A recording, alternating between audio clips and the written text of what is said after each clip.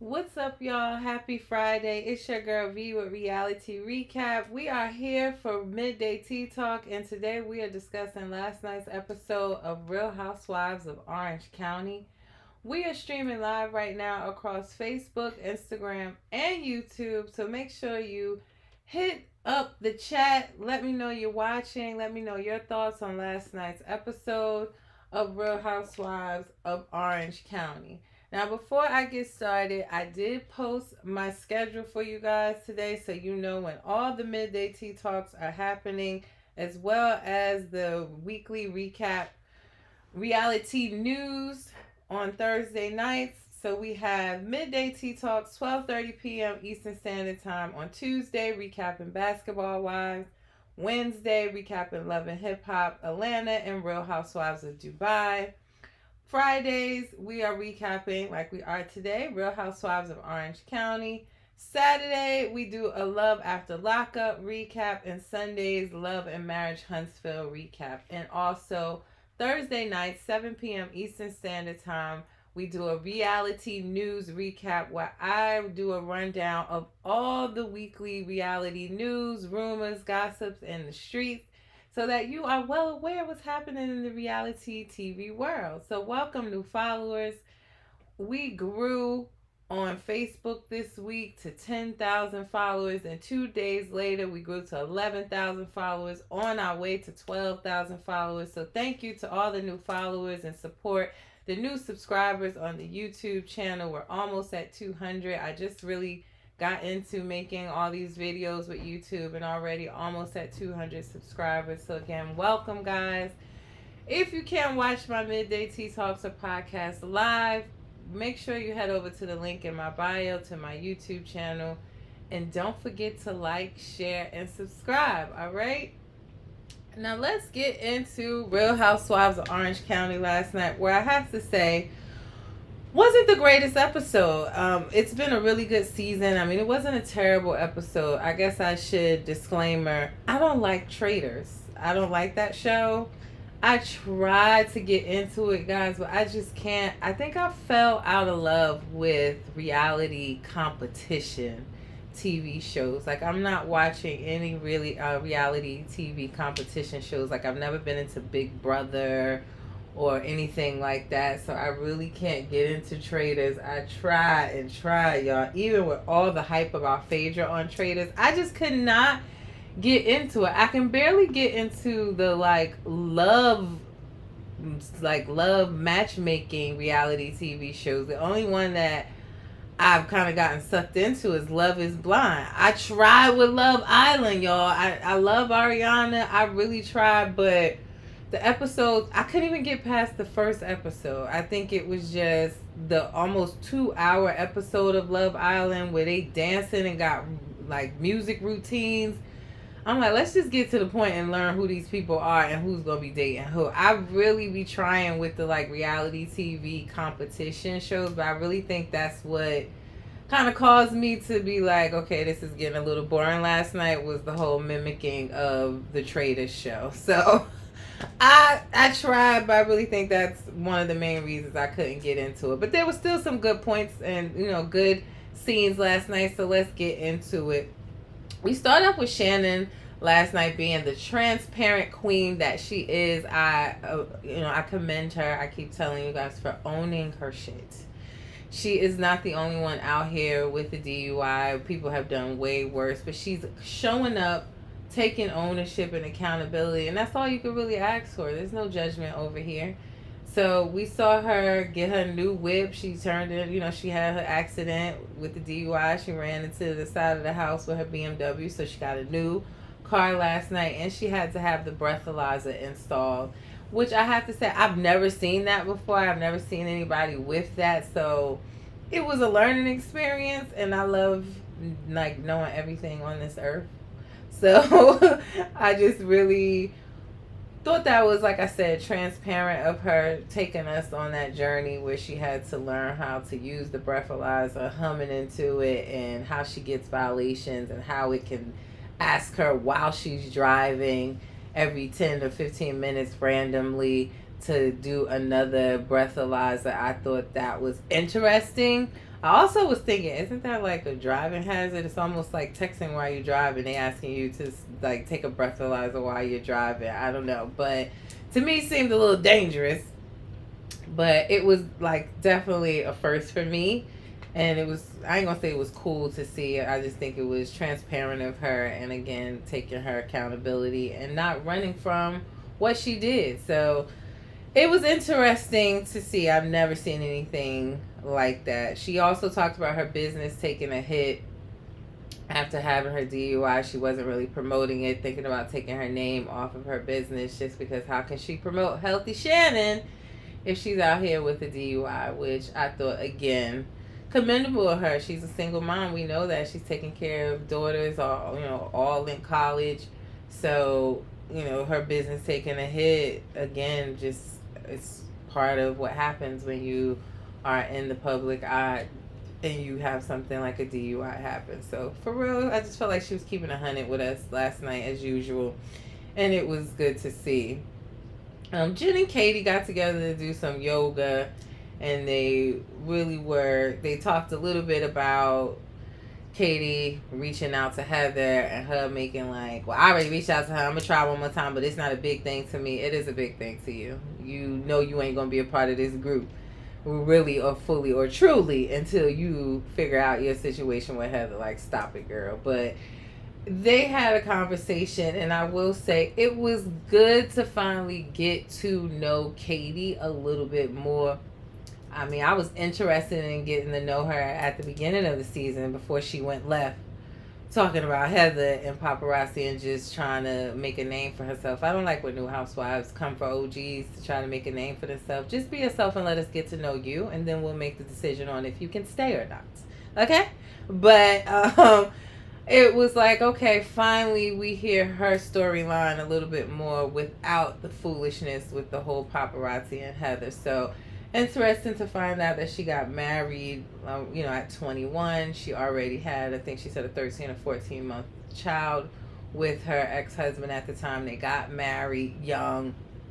She had another baby and then another baby back to kind of back, and it caused a lot of tension, arguing in their relationship, and they ended up divorcing. We also learned that she doesn't speak to her ex-husband at all, and that her children really don't have communication with her husband at all. Two of them live with her and don't talk to the father, and one of her sons lives with the father and really doesn't communicate with her. So a part of divorce, taking the children, taking sides, kind of similar to what we see happening with Tamara on the show. So again, it was just, I'm happy to get to know her for who she is. I wish she would have came in that way and not just jumping on the let me beef with an OG bandwagon. So it was refreshing to just get to know her.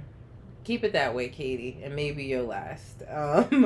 We also saw Emily last night have a conversation with Shane, and she tried to sell us on the story of her childhood being why she's being so mean to Jen. I don't buy it, guys. I really don't. Just keeping it 100 with y'all. I don't buy it. A lot of y'all keep saying that Emily is a comedy queen. I don't get comedy. I just get mean girl. I really do. There's some little jokes, punchlines in there when she's in her confessionals, but the way she has treated Jen this season, I just really am not here for it. I totally get, her saying that growing up she had nothing. Her parents really weren't supportive. She had to pay her own way, work hard to get what she want. Welcome to the club, girl.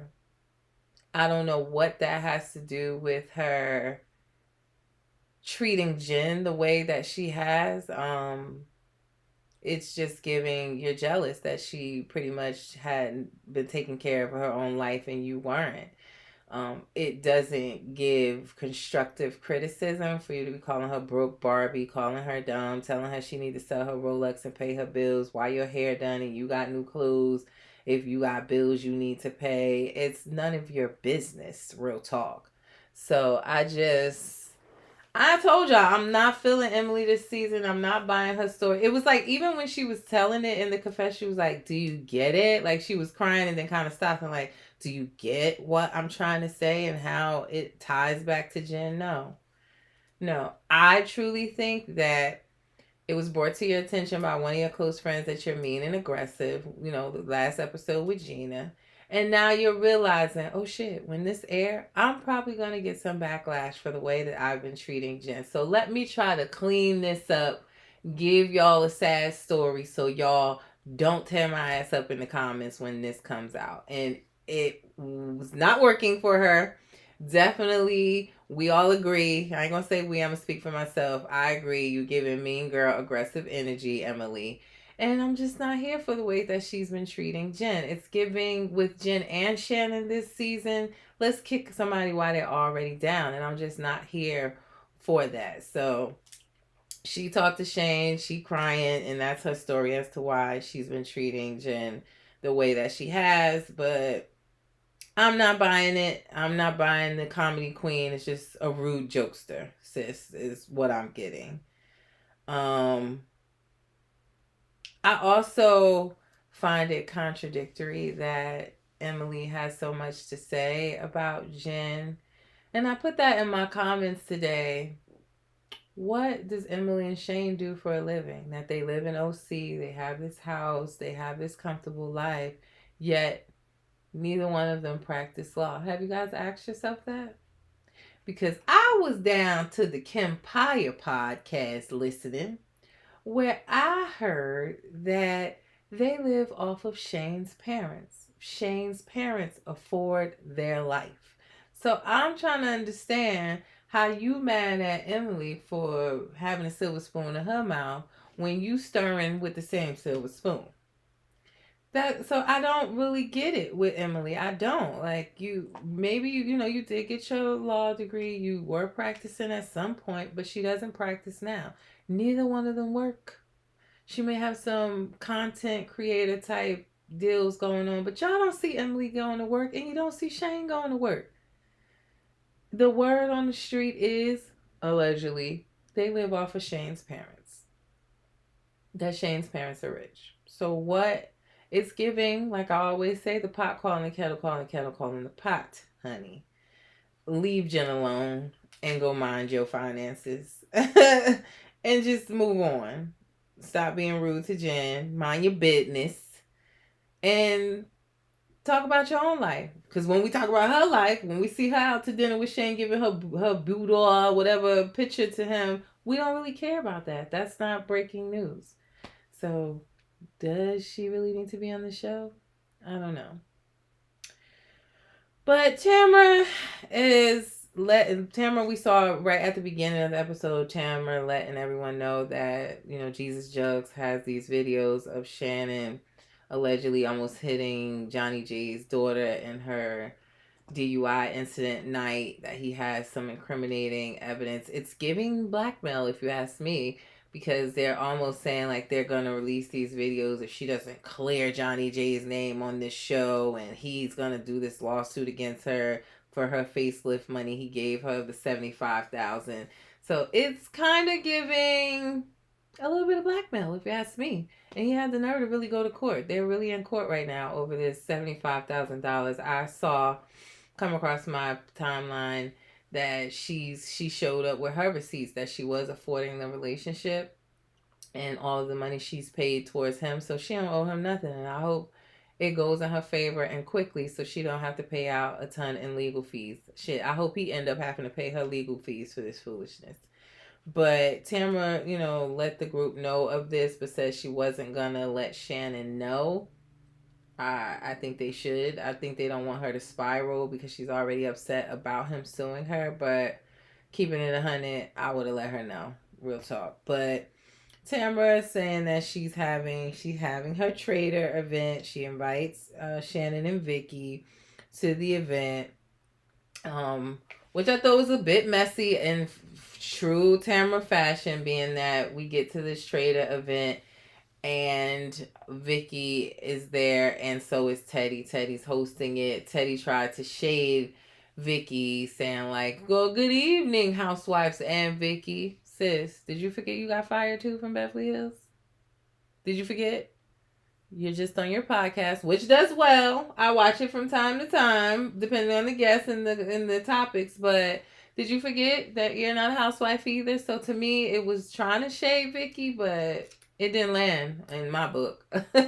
um, we could have had a different host, but I don't. I see a lot of people really don't like Teddy. I don't mind her one way or the other. She don't make a break nothing, but I just like fall back off Vicky, sis, and it didn't land. Your little joke didn't land with me.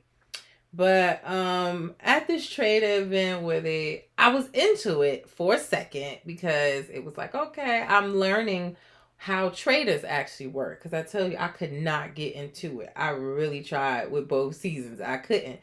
So you're learning a little bit how traders work. I think if it would have been one round of like, oh, there's a murder, and then we find out who the trader is, but the second and third round was like, okay, this is dragging out. Like this is even longer than I heard Tamara was even on the damn show. Like that's why she's trying to host this event, because she got kicked off so early on. It's my understanding.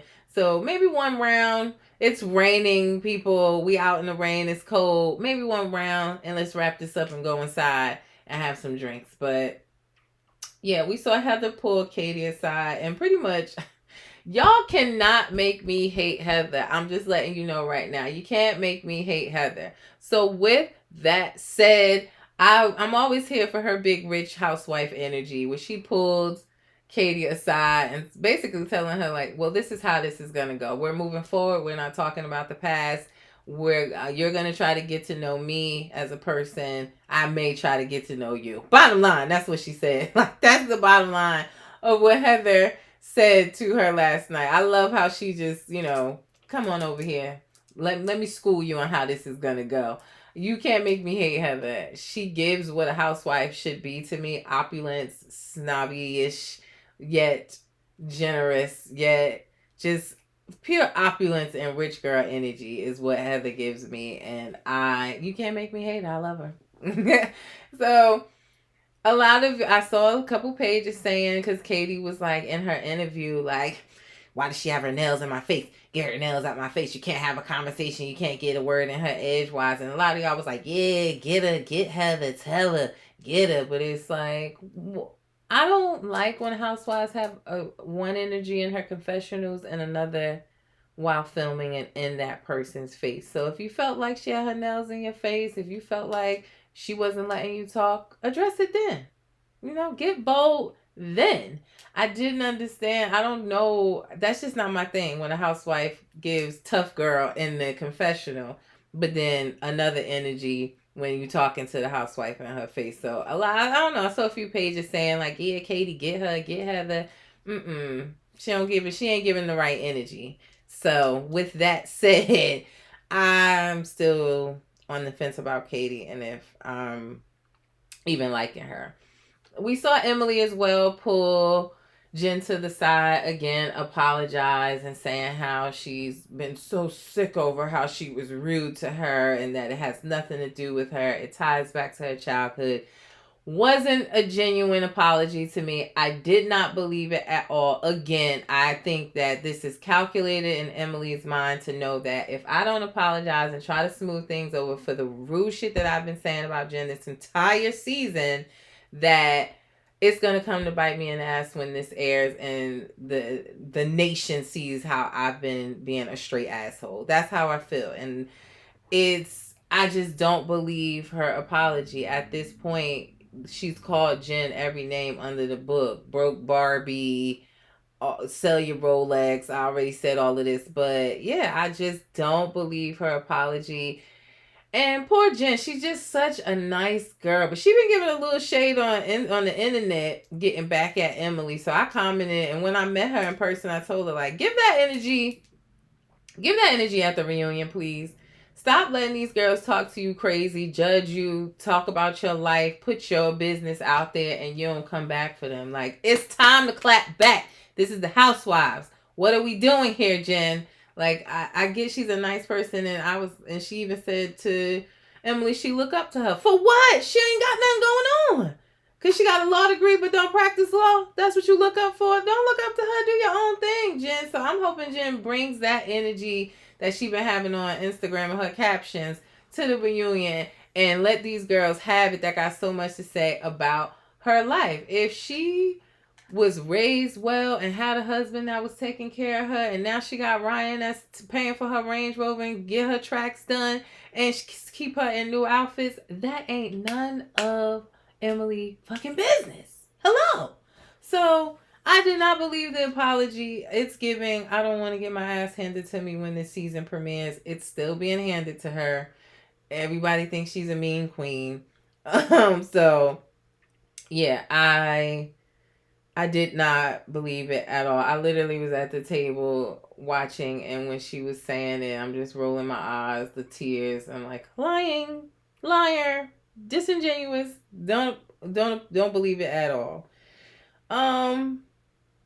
We also saw Tamara, Shannon, and Vicky for the first time have a group conversation, which Vicky started.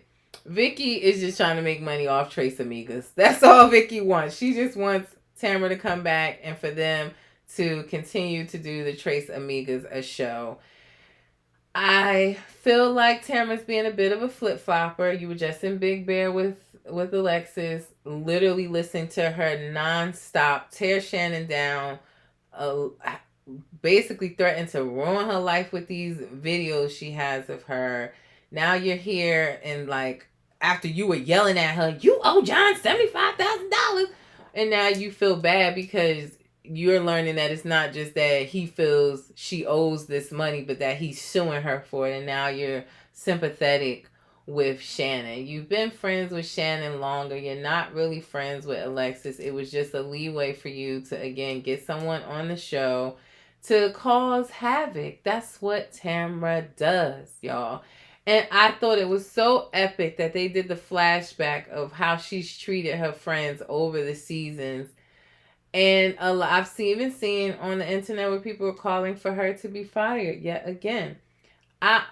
Here's my issue with Tamara. Yes, she is an OG. My issue with her when it comes to Jen and talking about Jen is, I say this all the time, almost every Friday. Does Tamara forget when we saw her going through her money issues? How she had nothing going on for herself. She wasn't making money. She wasn't on no podcast. Homegirl was in her garage looking for clothes that still had tags on it so she can sell them shits on eBay. So how dare you judge somebody that's going through something? And again, what's going on in Tamara's life? Hi, Summer's Finest checking in. She said, I hate Tamara real bad. Yeah. Hate's a strong word, but I don't care for her at all. Like, you literally, we don't see no scenes other than we've seen a few scenes with her daughter and her having the relationship with her daughter. But what's going on in your marriage, housewife? What's going on with your different businesses? Her storylines are always based off of her telling somebody else's business, putting them on Front Street, treating them like shit, but then still saying that they're her friends. And it's always the people closest to her. I don't respect that. I really don't. Summer's Finest said, can we get John Jansen on green screen? Johnny J is using Alexis as his mouthpiece. And that's why he's dating her. That's why he's engaged to her. I saw that coming. You know they got engaged this week too. And I saw it coming. She was posting how, oh, it's our 9-month anniversary. Who celebrates that? That's not a milestone. That's a milestone for a newborn baby, 9 months. That's not a milestone for a relationship.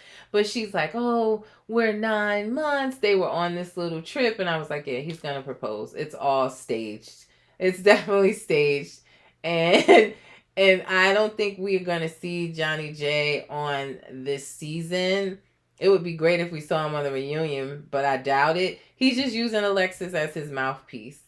Summer Finest also said, Tamara, where is the gym? The gym is gone. They lost the gym during COVID. They sold it. You didn't see they sold the gym and all the equipment in the gym. But right, gym is gone. Remember, she was starting a THC line because they live in California. Where is that? all she really has going on right now is the podcast with Teddy. And she was doing the Trace Amigas, which she stepped back from. So she has the podcast and she has being a housewife. So it gives desperate to stay on the show. We know how upset Tamara was when she was fired the first time. She was livid about it. So in order for her, to come back and to stay holding that orange, it's giving I will stab anyone in the back. We saw her do that with Jen. We're seeing her doing it with Shannon. We've seen her do it with Vicky, all of her friends. That flashback on last night's episode was just epic. I was like in my head saying to myself, I hope she watching this and see this playback. Like, this is how you treat your friends. For real. So, I'm not a fan. I just don't respect that you climb up on the backs of others and tearing them down. I'm not here for that at all. So, yeah, the traders show thing last night competition. I keep telling y'all I can't get into traders. So Tamara got murdered first. How typical. Look at my notes, y'all. My notes say from the show, long ass game got corny. One round would have been cool. That's literally my notes from the show last night. And then we saw Heather was the trader. She played the game well. I think she would probably do good on that show. I still wouldn't watch it, but Heather ended up being the trader. And then we see Katie in her confessional saying, oh, she's such a good actress. That's a good role for her being a trader again. But you don't have that same energy when you in Heather face. When you in Heather face, you scared to death because you know you need to be on her good side to make it in this group. So I don't know. Some of you guys like Katie. I'm still on the fence for her. I'm not a fan of when a new housewife comes on and trying to beef for the OG to make herself relevant. If you can't come on the show and stand on your own, give us your story, be transparent, and it's good enough for me to want to get to know you or for you to continue on the show, that's not a good sign for me. So we'll see how things go next week at Katie's event. It's gonna, not the best episode I said, but it's definitely going to get better from here. You guys saw the mid-season trailer I posted last week for you guys. You can check that out. We still have to get into Jen's fiance Ryan's scandal, his alleged money gambling, loan shark alleged federal case. So it's a lot to still come here. The group has some tension that they need to iron out across the board with Shannon, Tamara, Johnny J, Alexis in these videos. So it's giving just last night's episode. I think morely because I don't watch traders. I wasn't really into it. It just felt like it was dragging out, but it's definitely still a good season and more to come. Now, guys, that's my midday tea talk on Real Housewives of Orange County. Before I get out of here, make sure you come back tomorrow for midday tea talk. We will always on Saturdays we go over Friday night's episode of Love After Lockup. It's Felon Friday. You have a sneak peek of tonight's episode that just dropped. It should be on my page now. I had it scheduled to drop for you guys at 12:30, so you should be able to go see that sneak peek. I'll have another one for you later today. But come join me for Midday Tea Talk tomorrow on Love After Lockup. We usually have some of the cast members drop by and answer questions, and it's a good time. You guys really usually are able to join live on Saturdays, so make sure you stop by. If you have a business, or if you have a product that you want me to promote, you can email me. My price list is here. I reached the people. I was just telling you guys, welcome new followers. We're at 11.5 on Instagram. We're reaching towards 12K on Facebook. Welcome again, new followers. Make sure you go to my YouTube channel. So if you can't watch these videos live, all of them are loaded on my YouTube channel. So make sure you head over to YouTube, click the link in my bio, like, share, and subscribe. And lastly, my Cash App is here. Kim, continue to support. I appreciate all the support, making sure that I continue to grow, get better equipment, enhance my studio, travel to all these reality content events. I really appreciate you guys. So I continue to support, and I thank you. All right, so it's your girl V. This is your midday tea talk on Real Housewives of Orange County. See you guys back here tomorrow for midday tea talk on Love After Lockup. It's Friday, guys. It's a long weekend for most of us. Enjoy your holiday weekend. It's your girl V with Reality Recap. And before I end, like I always say, reality TV stars are humans too. Don't forget that. Everybody enjoy your day. See you tomorrow for Midday Tea Talk, 12:30 p.m. Eastern Standard Time. Peace.